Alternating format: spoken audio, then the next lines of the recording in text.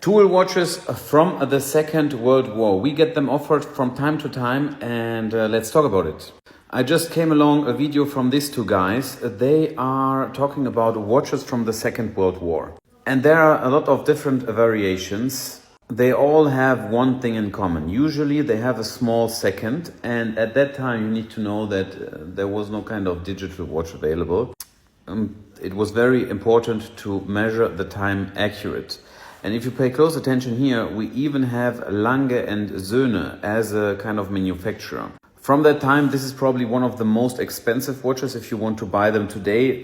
But let me tell you, if you have them in your hand, they are not feeling high quality, and I wouldn't advise you to buy them.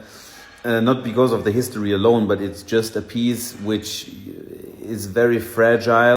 And they are usually, almost unwearable. For example, here we have a very huge crown to wear it over a suit or a jacket. They used to wear them on planes. Most of these watches you can pick up for $100, $200, but the thing is, they are not even working, let's say, really. So, if you're in for them, then be sure that they won't measure the time right now accurate. And the service will cost definitely way more than the watch.